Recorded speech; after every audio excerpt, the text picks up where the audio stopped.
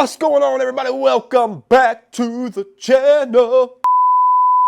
What's going on, everybody? Welcome back to the channel. In today's video, we are going to be building a brand new workbench slash assembly table for the workshop. I'm super excited to bring this build to you guys. Been wanting to do it for a very long time, but got a little behind at work, so had to get busy. That's why I haven't posted recently, so I do apologize for that. But anyway, the day has come. We can finally build this workbench slash assembly table, and yeah, let's just get to work and see how this thing goes. This will be part one of a two-part series. I do not have plans for this right now. I plan on having plans in the future, and this is really like a wing it. I mean, I really just have this thought in mind, and we're just gonna cut some wood and see what happens. So other than that, let's get to work.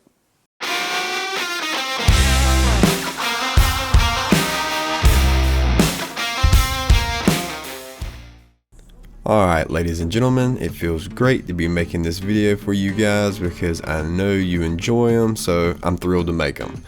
But anyway, here we have just a standard butcher block countertop. I was going to make this out of some 3/4 plywood, but Lowe's was running a special on this and I couldn't really pass it up. So I decided to splurge a little bit and get a nice big old thick top, and yeah, it'll be great for dog holes and make a great worktop surface. So I'm super excited to use this, and it measures 72 inches long by 39 inches wide, which will be plenty for an assembly table.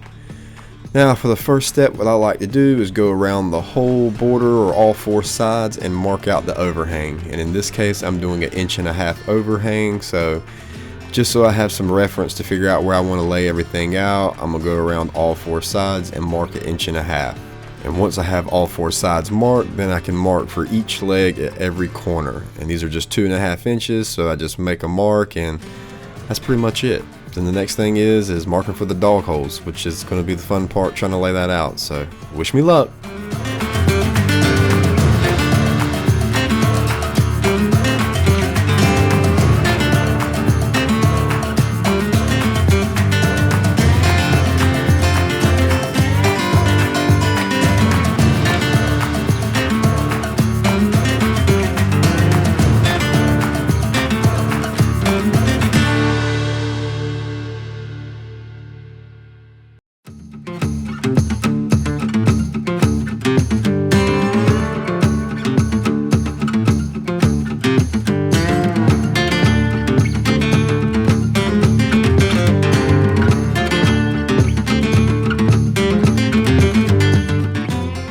So I think the common spacing between dog holes is 4 inches on center, so that's kind of what I did, and I did 3 rows on the top and 3 rows on the side, and I think I'm pretty satisfied with the way that looks. Alright guys, now that we got everything laid out, I think I'm pretty happy with the way it looks. Had to do a little bit of trial and error, moving some things around, but I think I finally got it laid out to how I want it to look. And next thing we gotta do is drill some holes. Now, I've tried all sorts of different types of bits, and the best bit that I have found are these Wood Owl overdrive bits. Tay Tools sent these out to me for me to try out on this build, and just drilling some test holes, holy crap, like no tear out. I am super impressed with these bits. I cannot speak highly enough about them. I'll put a link in the description if you wanna check these things out, if you need to drill some dog holes yourself. But other than that, we can keep on moving on. I would also like to mention this Miles Craft 90-degree drill jig. Yeah, it worked great. Pretty sure I couldn't have done it without it. I'll also link that down below. Pick one up, it's like 40 bucks. So yeah, go get you one. But other than that, we can go ahead and lift this workbench surface off the other workbench surface by using these Craig bench cookies. These are also another great tool to have. I will link these down below. You can use these for multiple different things. But before I start drilling and poking holes in this worktop, I want to go ahead and use a center punch. I'm using an automatic center punch here and just hitting every single spot where I'll drill a hole. That way the bit doesn't try to walk on me. Don't really think it will, but you know, extra step ain't no big deal. But with that done, I can pucker up and start drilling some holes. Now I did double check and triple check because the last thing I wanted to do was drill a hole in the wrong spot. Now you can totally do any kind of pattern on the workbench surface. It really does not matter. This is just the design layout I had in my mind, so I kind of went with it. But after I went around the workbench surface drilling all the holes, finally came time to do the last hole, and boy was I glad to get there. I felt like it took me forever, even though it really only took about 30 minutes. But my arm felt like I had a good old arm workout, and yeah, I was just glad to be done. But once it was all said and done, stepping back and looking at everything, it looked super awesome, and I was super thrilled with the way this was laid out. But anyway, now that all the holes are drilled, we can move on to the next step. We need to add a chamfer around every single hole. Yeah. And for this step, I want to give a big thanks to the guys over there at Bits and Bits. They sent me a 6-piece router bit set for me to try out, and I am super impressed. These bits have a special Astra coating on them to help last up to 3 times longer than your standard router bits. I highly recommend them. They are awesome bits, and you would know exactly what I'm talking about if you go buy them. Link is in the description. Check them out. You will not regret it. With my new router bit installed, I went to town adding a chamfer around all the dog holes. Now the size will really depend on you. I think I'm somewhere around about a 3/32, and I was pretty satisfied with the way it looked. Time to get busy.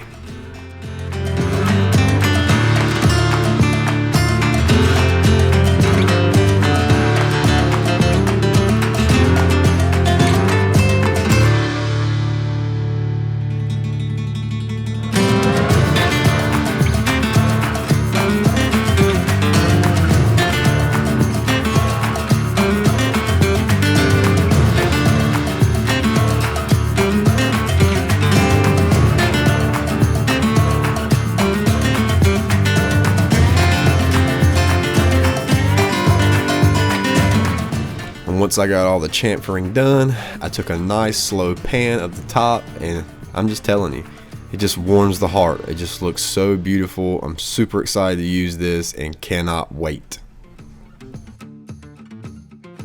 But let's not get ahead of ourselves. I still need to go ahead and sand the top of this thing, get rid of all the layout lines, and get this thing prepped for the clear coat that I'm going to spray on it.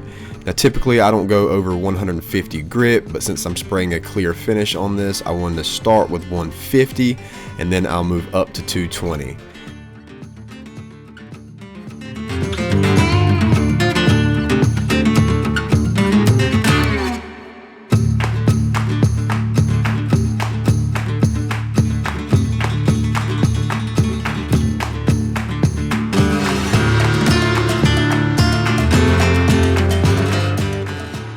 And keeping that same setting on my trim router, I just decided to go ahead and put a chamfer around all 4 sides. It's not necessary, I just like to do it. I used to be a huge fan of roundover, but starting to kind of dig the chamfer look. And once I have all the edges chamfered, I'll haul this thing over to the paint booth and apply medium rub lacquer. I have a bunch of it on hand, so I just decided to use it. Doesn't matter what you use as long as you get some kind of finish to protect the top.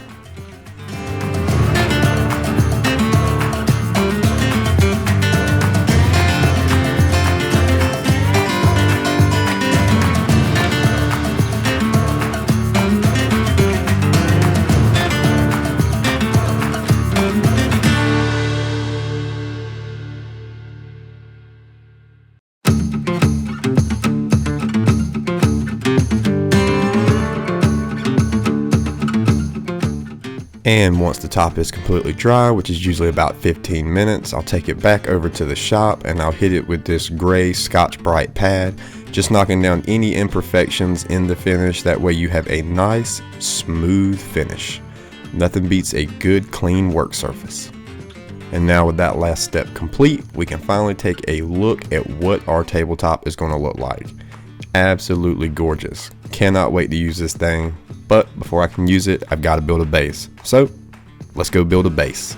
So for the base, I decided to use this Zambuki white walnut. I had this imported from out of state, and yeah, I'm just kidding. Who am I fooling? This is just regular old construction grade pine. I spent all my money on the top, so I went cheap on the base. Construction grade pine does fine, so no need to go spend a whole bunch of money. So for the first step in this process, I will be cutting the legs. Now the legs will be made up of 2 pieces glued together. Now the first thing I want to do is just roughly cut to their length, and then I'll come back after I glue everything together and it's milled and cut it to its final length. Now, this length can vary depending on how high you want your workbench. I typically like a little bit lower assembly table. It just makes it easier to work on taller pieces. Once I have all my pieces cut, then I'll move over to the joiner. Now at the joiner, I want to make sure I get a completely flat, a completely flat surface for gluing. Now, I also like this step because it gets rid of the radiuses. I'm not a huge fan of it. You don't have to do it. If you don't have a joiner, it's no issue.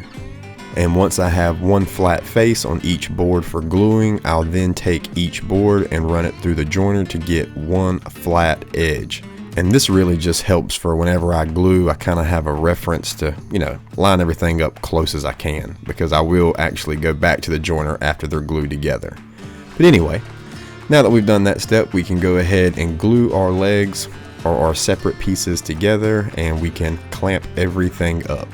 And I just wanted to take the time to show you guys that I know how to use a clamp, I guess, and show you every single clamp that I put on this leg. And this is a video my wife really needs to see, because she always asks me, why do you need so many clamps? I try to tell her, but she just doesn't understand. Maybe one day. And once I have all the legs glued up, well, look, it's a bunch of clamps. Yep, definitely got to show this to my wife. Anyway, so I had to let the glue dry, and now we can move on to the next step, which is staring at the wall, I guess, until the glue dries. Yeah, very productive.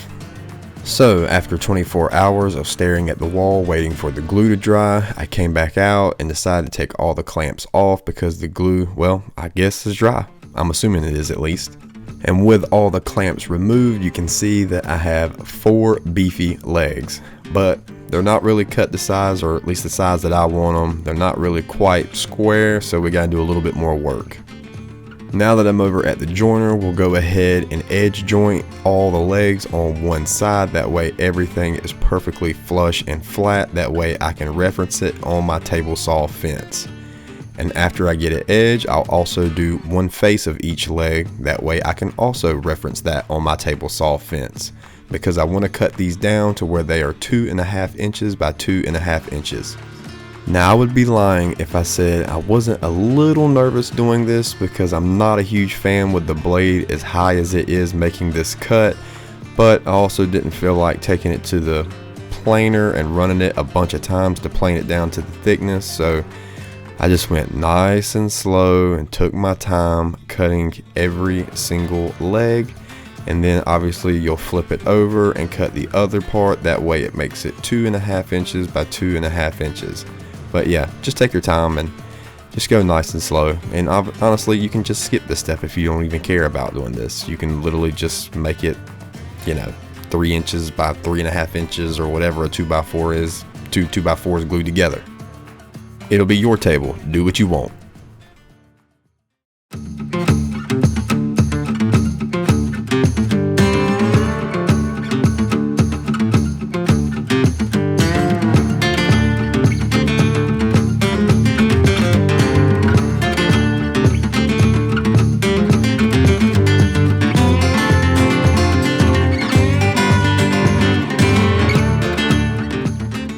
And once that's done, I have all 4 legs to my table base completely done, and they measure 2.5 inches by 2.5 inches for like the 3rd time in this video I've said it.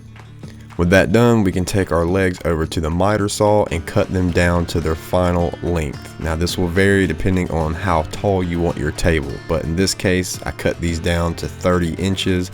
So my table will be anywhere between 32 to 34 inches is what I can adjust the height to, which is perfect for me. Like I said, a little bit lower than your standard cabinet height.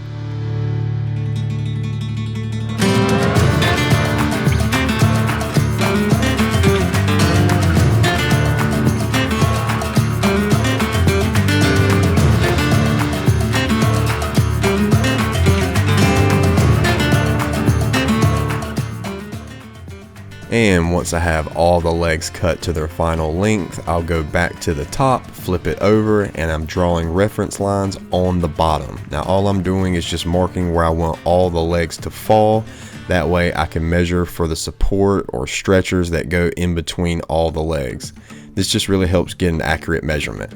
So obviously the next step would be to measure for the supports. So that's what I'm going to do. Like I said, this is definitely a wing it project. I had no plans, just had a thought in mind and was like, hey, let's do this thing. So that's kind of exactly what I decided to do. But don't worry, I'm currently working on a site right now trying to get all these plans uploaded so you guys know exactly all my measurements. But now we can take our pieces over to the miter saw and cut the stretchers or the supports for both ends, which there will be 4 of these, so I'm gonna go cut these.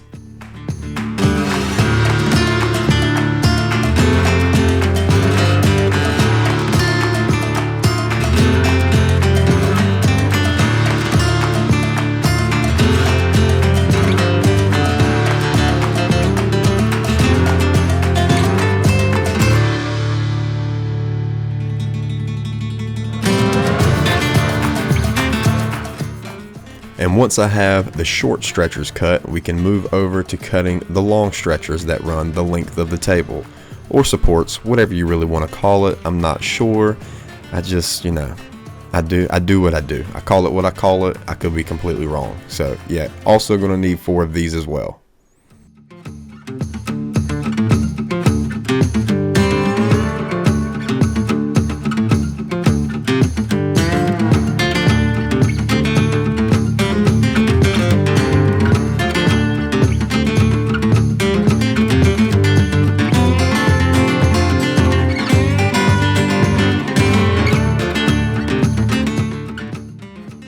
And once I have all those cut, well, now it's back to the joiner, because I've also got to mill these up and get flat surfaces and cut these down to size.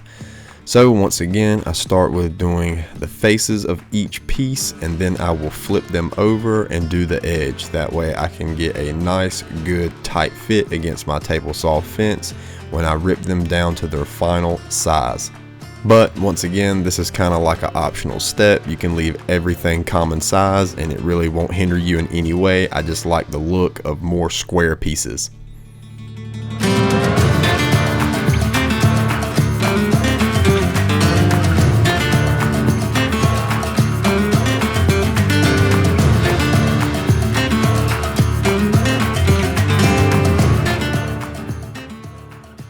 And once I have all the pieces ran through the joiner and everything's looking pretty, we can take it over to the table saw and cut it down to its final size. Now, to keep this same kind of theme going, I wanted everything to be roughly the same size, or at least look the same size. So this once again is getting cut at 2.5 inches. But like I said, this step is completely optional. You can leave everything common size, does not matter. And once I have all the pieces ran and cut down to 2.5 inches wide, I also decided to mess with the thickness. So once again, I decided to raise the blade up, and I will cut all these down to 1 inch thick. Now that I'm going back and watching this video, I'm probably realizing I did a lot more steps than really necessary, but it was kind of like a fun build. Once again, had the vision in mind and just kind of rolled with the punches. But yeah, so this is another cut. It's a little on the sketchy side. Just take your time when you do this, if you decide to do this, and yeah, just go slow. I would like to point out that once you get your pieces cut, you are left with this Zambuki white walnut veneer.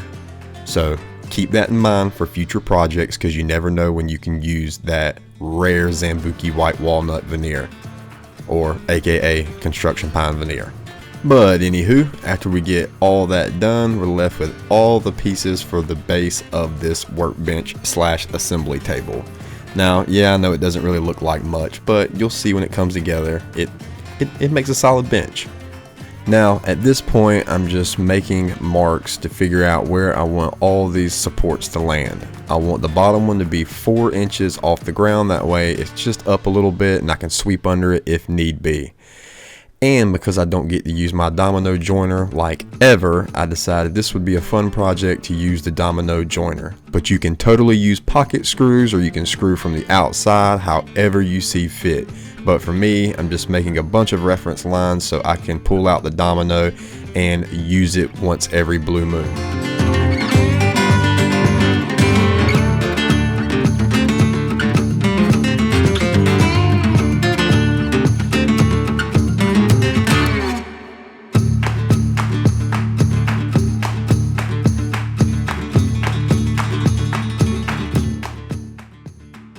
And once I have everything marked and I'm happy where I think everything's going to line up and fall, well, the good old domino, the most hated tool on YouTube. Or at least that's what I hear. But yeah, I bought one. I've only used it like twice, and I kind of was like, man, did I buy this and regret it? But this is why I like to have it, because it's projects like this, I finally get to pull it out, and then I just realize how fun this little tool is to use. If you do not have one, save your money, get one, because they are a lot of fun to have and use. I just build a lot of cabinets, therefore I don't have a whole bunch of uses for it. But if you're building furniture and shop projects and things like that, yeah, definitely pick one up. But anyway, so I just take all the legs and I run more. Oh my God. Look at that. A daggone boo-boo. No worries, everything's good. We'll just put a little glue in there. We'll throw a couple dominoes in there. And if you watch my last video, there was a Japanese pool saw on there that will definitely take care of this, and it'll be like it was never there. Just got to do a little bit of sanding and bam, it'll be gone. But once I corrected my mistake, I went ahead and did all my mortises and all the legs and all the supports, and here we go. We can start finally gluing this thing together. Now, where I wanted to start on this was doing both ends of the workbench. I just kind of figured that would be the easiest start point. So first thing I wanted to do was go ahead and get those glued up and get those done, and then I would figure out how I wanted to do the long supports after these were good and dry.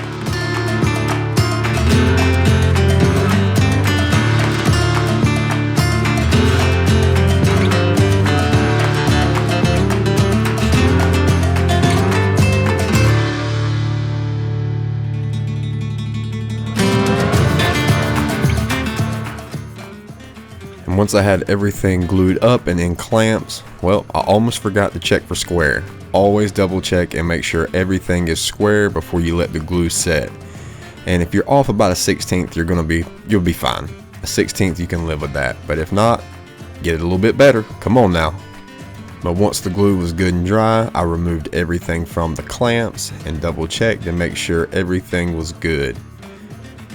Yeah, just like that. Look it over, stare at it a little bit, move it around, get a little excited, because now the next part had to figure out how I wanted to do the long supports. So after some careful thought, I decided I would take both my ends back over to the workbench, and we'll go ahead and do some more mortises for the long supports. Now, I laid these out the exact same way I did the stretchers on both ends, so it wasn't too bad. I think I was more worried about how I was going to glue all this together, because to me, that seemed like that was going to be quite the task. So I decided to search YouTube and figure out the best way to clamp up long pieces, especially when you don't have clamps that long. And what I came across was people using temporary cawls, as they called them. And all you really do is use a piece of painter's tape, a little offcut or a block of some kind. You put some CA glue down, then you spray some accelerator and you attach it. And it's supposed to be strong enough to hold, but easy to pry off when you're done. Now, I had to do this to all 4 supports, and on all 4 of those supports I had to do 2 on each side. May not make sense, but you'll see here in the next clip that you can see once I start getting everything together, you'll see them.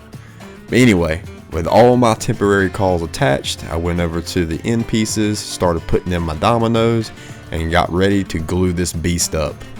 Now, being a fan of CA glue and accelerator, I was super excited to give this method a try. But what I came to find out was, it did not matter. For some reason, when I applied pressure, the cawls just would not stay on there. Maybe I did something wrong, maybe I didn't. I'm not sure, but maybe I'll have to go back to the drawing board and give that a shot on another day. So instead, I decided to use another clamp, as you can see here, to hold the cawls in place while I applied pressure with the other clamps. Boom, problem solved. Had to think quick because I already had glue on there. But anyway, I let that dry for about 45 minutes or so, and then I brought it down to the floor, that way I could reach the other side. And so after that, I just went around to each little post or each support, added some glue. I already put my dominoes on the side, and decided this is the time to go ahead and try to slide this bad boy on there, working kind of fast because I didn't want the glue to set up. But once I was able to go around to every single corner, drop it down in the spots, it fell in place just like I had planned. Well, kind of planned, because I really didn't have any plans. So I went around each support to where it meets up with the end and added my little temporary clamp on the cauls, and then added my other clamps. That way I can get enough pressure on the glue joint to make sure everything is good and strong. I'm still a little sour over that CA and accelerator trick. I will revisit that.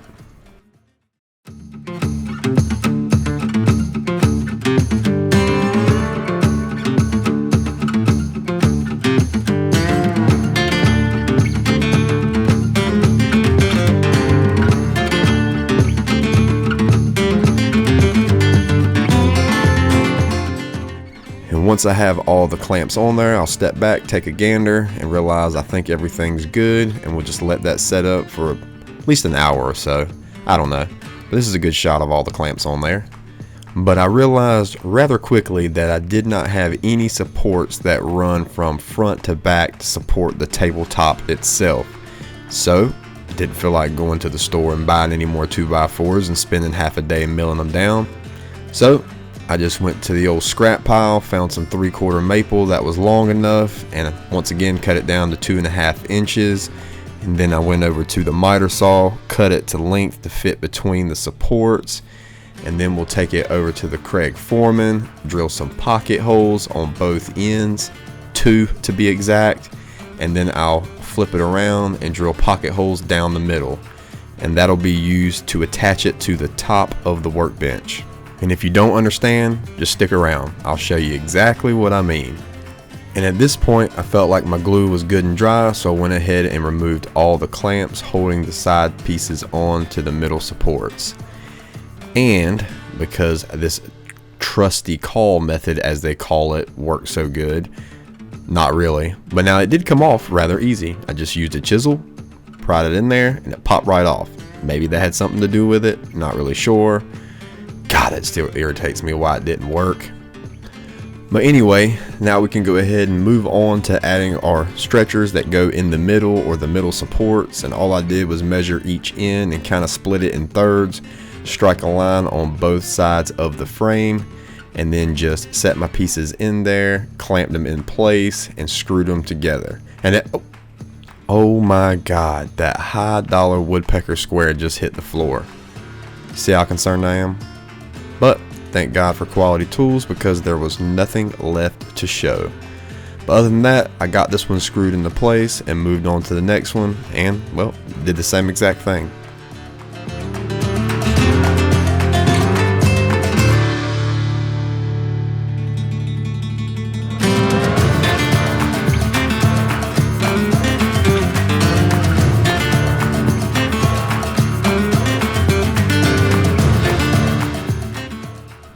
And once I got that last stretcher screwed into place, I could try to figure out how I wanted to attach the base to the top. Now, you could do pocket holes. You could just screw it from the underside. I could have used Z-clip fasteners. Multiple different ways to do it, but the way that I landed on was using a Forstner bit, or counter boring a hole using a little bit shorter screw. That way it was recessed up in the frame. So with the decision made, I went around the frame, marked out where I wanted all the screws to land, and well, got busy counterboring some holes with a Forstner bit. However, I will say it is a good idea to add a piece of blue painter's tape. That way you can get a consistent depth on all your holes.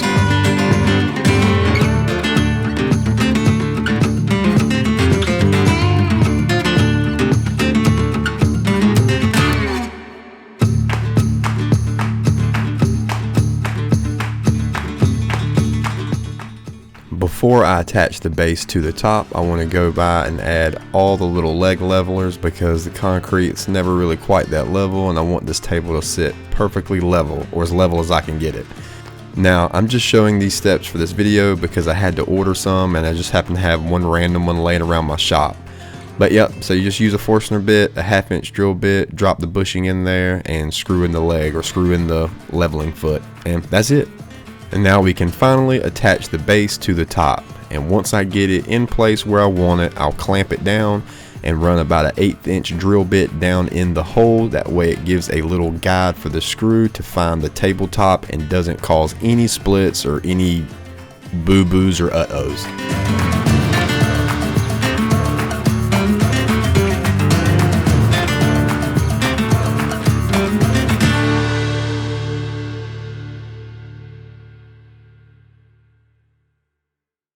And once the last screw is installed, I can go get my wife to help me move my new workbench in its new home.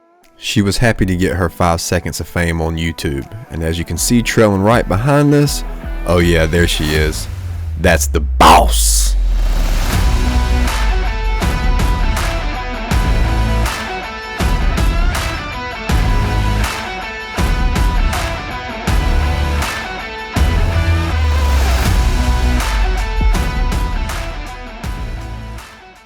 All right, guys, well, that's going to wrap up part 1. I'm super excited with the way this workbench is turning out. It looks awesome. It fits in this space perfect, and I cannot wait to get all the drawers and storage underneath this thing. If you want to see how I do that, make sure you hit that subscribe button, turn that bell notification on for part 2 when it comes out. And if you have any questions, drop a comment down below. If you enjoyed this video, hit that like button. It goes a long way for me and the channel. I highly appreciate it. And if you have any questions on any of the tools that I used or where I got them from, all that's linked down below. Just check it out. But other than that, I'll see you guys on part 2. Bye.